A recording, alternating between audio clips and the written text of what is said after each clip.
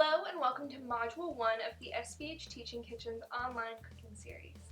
My name is Emily Schlag. I'm a chef and a registered dietitian, and in today's lesson I'm going to show you how to sear and roast meat.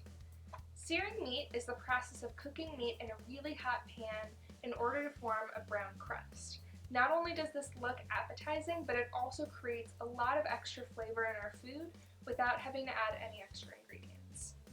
While this process is not necessary, it is a really important step if you want to develop a lot of flavor in your food. So we can do this with most types of meat and seafood. Today I'm going to show you how to sear chicken thighs. The first thing we want to keep in mind when we're searing meat is we want to choose the right pan. So we want a pan that's going to be big enough to fit everything that we want to cook, or else we'll have to cook in batches. So here you can see I have two very large chicken thighs, and I want to make sure that they are going to fit in my pan. So you can kind of visualize it. You can see that these two are going to fit in the pan. I'm not going to have any overlap. The reason that we don't want any overlap or overcrowding of the pan is as meat cooks, it releases steam and moisture.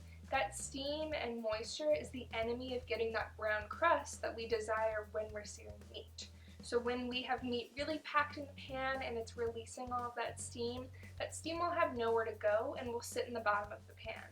When it's really wet like that, you're just never going to get that crust. So you want to make sure you have enough room while you're cooking. Next, you want to make sure that you're timing your seasonings correctly. We're almost always going to use at least a little bit of salt in our cooking because that helps to develop a lot of really great flavor. Salt tends to draw moisture out of foods. So again, that moisture is the enemy of that brown crust that we're trying to get. So if I put some salt on my chicken or whatever I'm cooking and let it sit for 10-15 minutes, that salt's going to draw a lot of moisture to the surface of my food, and now that surface isn't going to brown very well. So when I'm cooking my chicken thighs or whatever I'm going to cook, I'm going to put the salt on right before I go to cook it. That way I don't run into that issue with having too much moisture. Next, we want to make sure that before we go to cook, our pan is very hot. So we want to heat our pan over medium high or high heat. This is a high temperature cooking method. We want to do that because if we put our chicken, meat, whatever we're using in a cooler pan, it's more likely to stick and we're less likely to get that nice brown crust quickly.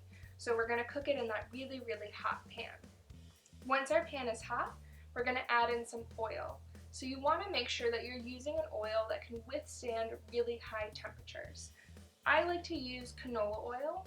It has a smoke point of 400 degrees. So that means that once the oil hits 400 degrees Fahrenheit, it will start to burn and smoke. Other oils like extra virgin olive oil are going to have a really low smoke point.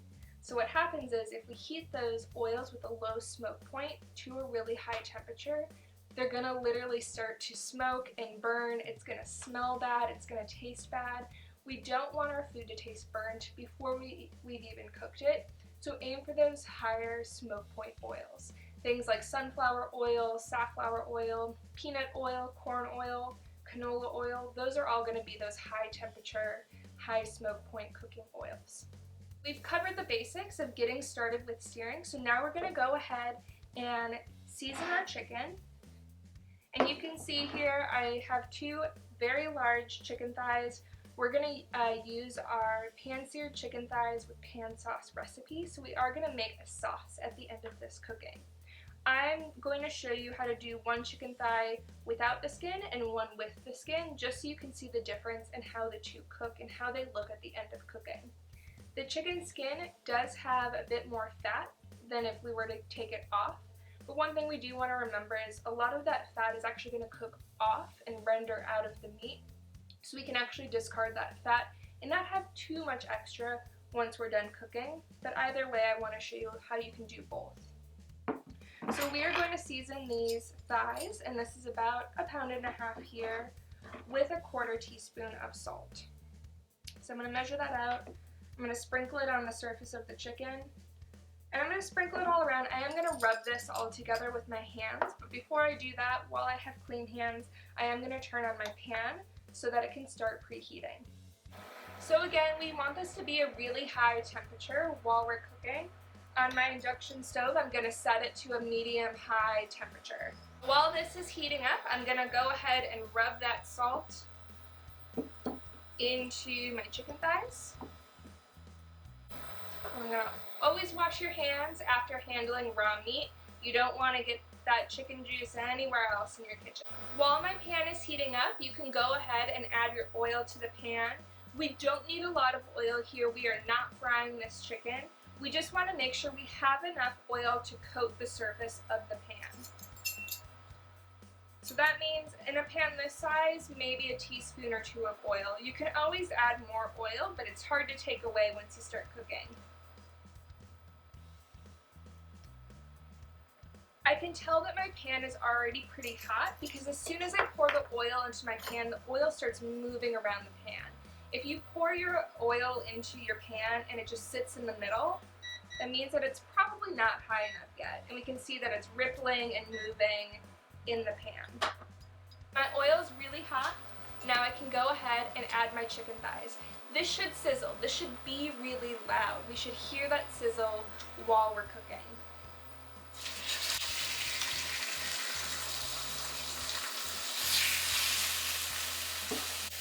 I'm going to go ahead and add a little bit of black pepper to my pan. And one thing you may have noticed, I put the fatty side of the chicken down. So that could be the skin side if you're leaving it on. We want that to get nice and brown first. So it's going to be the pretty side or the show side of that meat. So we want it to look really nice. Then we'll flip it over once it's brown.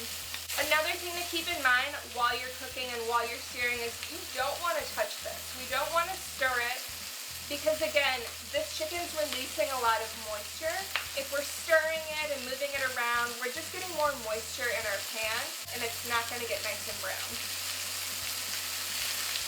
You can, however, lift up a corner of the chicken to check to see if it's getting nice and brown.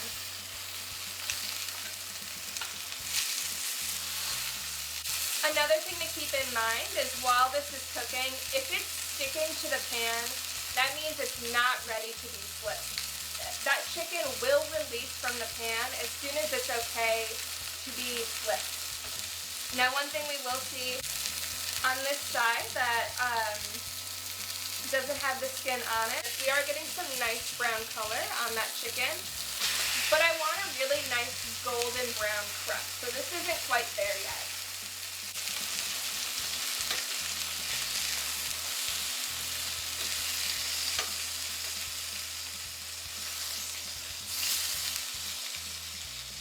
So I've gone ahead and flipped my meat. You can see here, we have a nice golden brown color on our skin and on the piece that does not have skin on it. Now I could keep cooking this on the stove, but these pieces of chicken are very big. So if I wanted to cook this on the stove, I run the risk of burning the chicken before it's ever done on the inside, and it might dry out a lot. So the best way to finish cooking is actually to put it into the oven. We're going to put this into an oven at 375 degrees Fahrenheit. It will finish cooking it in there at a more gentle heat.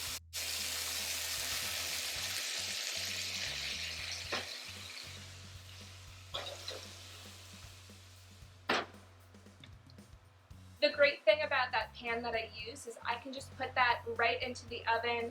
I don't have to worry about transferring it to another pan. It's really easy. I'm not making any additional dishes. Once that chicken comes out of the oven in about 15 minutes, we'll check the temperature of it. We want it to be 165 degrees Fahrenheit. Once that chicken is cooked, we're actually going to make a pan sauce right in that same pan. So again, we're going to get a lot of really wonderful flavors without making too many extra dishes. Alright, so our chicken ended up cooking for about 20 minutes in the oven. I've taken it out and taken the temperature of it. The way to do that with chicken or any kind of meat is you always want to go in from the side and get your thermometer to the center of the meat. We want our chicken to be 165 degrees inside because salmonella and other bad bugs that can live on chicken die at 164 degrees. So if we can be above that, then we're good to go. This chicken is at 167 degrees right now, so we're good. It's perfectly cooked. It's still gonna be nice and juicy and not at all overcooked. So what I'm gonna do now is I'm actually going to take this chicken and put it onto a clean plate for now. Now we can see in our pan, there's a lot of fat that cooked out of the chicken. So we're gonna pour a lot of that out. That's what I mentioned before. A lot of the fat from the skin and from the chicken in general does render out as it cooks. So it's no longer in the meat, and we are gonna discard most of it. We also see a lot of brown bits stuck to the bottom of the pan. All of this brown stuff has a lot of really great flavor to it. It's called fond, and so we're gonna use a process called deglazing to release the fond from the bottom of the pan and make a really delicious sauce. It also makes cleanup a lot easier at the end. So I'm going to take some of this fat and just pour it out. I want to leave about a tablespoon left in my pan, and I'm going to turn this back on to a medium-low heat. My pan's already hot because it just came from out of the oven, so I don't have to wait too long for this to heat back up again. And to my pan, I'm going to add 2 shallots that I've diced very finely. If you're not familiar with a shallot, this is what it looks like. It's like a really small red onion. It has a much more mild flavor compared to onions or red onions, so I like to use shallots in something like this. If you don't have shallots, you could just use a really small onion and put a few cloves of garlic in there as well. So I'm going to pour these into my pan. And I just want these to cook down and get nice and soft, and that little bit of fat that was left over in the pan.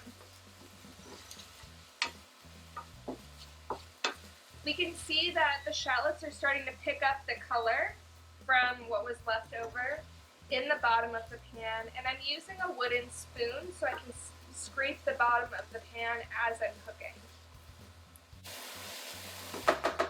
By cutting up the shallots really small, it means that it's not going to take a long time for these to cook. If you wanted to, you could julienne the shallots and have really pretty pieces and long thin strips of the shallots. They're just going to take a little bit longer to cook. Once your shallots are translucent and start to look soft, they're getting nice and brown, that means it'll be time to deglaze our pan. So deglazing just means that there's stuff stuck to the bottom of the pan. We're going to put liquid in while the pan is still hot. It's going to immediately start bubbling and steaming, and that helps to release anything that is stuck to the bottom of the pan. So not only is it a great technique for adding flavor to your food, like I mentioned earlier, it also makes cleanup a lot easier. So I'm going to deglaze my pan with half a cup of white wine. If you don't want to use any alcohol in your cooking, you could also use a half a cup of chicken stock. But I have my white wine right here. You want to use a dry white wine. You don't want to use anything sweet here. We don't want this to be a sweet sauce. So just any old dry white wine. We can see that the bottom of my pan is really nice and brown. And by pouring this in, it's going to steam a lot. You want to right away take a wooden spoon or take a wire whisk and scrape the bottom of the pan to release all of those brown bits. If you do this to a cold pan, it's not going to work. You want to make sure that that pan is nice and hot. But I can already see, if I put everything off to one side, that all of this brown stuff is coming off really easily. Nothing's really stuck to my pan anymore. So now what I want to do is let this come to a boil, which it's doing very quickly. Again, when our pan's nice and hot, things are happening very fast. I want this to boil because I don't want that alcohol flavor in my sauce. I want that alcohol to boil out a little bit. We're still going to get really great flavor from that wine. And after it boils for about 30 seconds, we can go ahead and add a little chicken stock just to bulk up our sauce a little bit. So if you used chicken stock earlier instead of the wine, still only use half a cup, and we'll add the rest of it now. And again, we just want this to come up to a boil. And while I'm waiting for this to boil, I can go ahead and season it. So earlier we used a 1/4 cup of salt to season our chicken thighs. We want to season our sauce as well. So we're going to use Another, I don't know if I said quarter cup of salt to season our chicken. We're certainly not doing that. That is too much salt. We're using a quarter teaspoon of salt on our chicken and a quarter teaspoon of salt in our sauce. Again, there's a lot of really great flavors in here from the wine, from the deglazing, from the shallots, so we don't need a ton of salt in our cooking. And I'm going to add some crushed black pepper in here as well. I like a lot of black pepper, so I'm going to add a lot of it. You can always just add as much as you would like. A lot of recipes call for something to taste when it comes to black pepper, and that just means add as much as you like. If you have any herbs on hand, especially fresh herbs, now would be a nice time to add those as well, but you don't need them to have this really delicious sauce. So I'm just going to let this boil and reduce down a little bit until it's starting to get nice and thick, and that'll make a really nice sauce to serve on top of our chicken. Okay, so our sauce has been simmering for about 3 minutes now, and that's just because I like for it to be on the thicker side. A lot of the water has evaporated out, which means that our sauce has reduced, and those flavors in there have concentrated a lot more now that there is less water in the sauce. So now I can go ahead and turn off my heat. And then one last thing I'm going to do, this is optional, but I'm going to add just a tiny amount of butter to my sauce. This is about a tablespoon here that I've cut up, and I've had sitting out at room temperature. Now this is a really classical French technique. You don't have to do it, but by adding just a little bit of butter to a sauce like this, it just helps it to look thick and glossy and gives it a really nice richness without having to go overboard on the butter. So I'm just going to add my butter, a couple pieces at a time, and while you add it, you're just going to stir until it's melted, and then you'll be done. And we can see by adding just that tiny bit of butter, it's starting to look nice and glossy. It's going to taste delicious. So our pan sauce is all done, and you always want to taste your food before you serve it, so always just taste a little bit.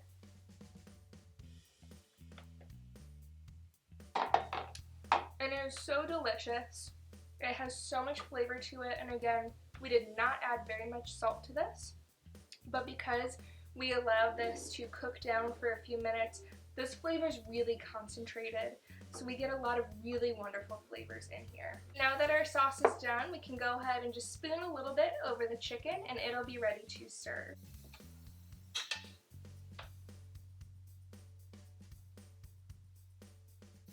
And now we've made a wonderful, really delicious, really flavorful pan-seared chicken thigh with that extra pan sauce. This is going to be delicious, and again, we didn't make a lot of dishes.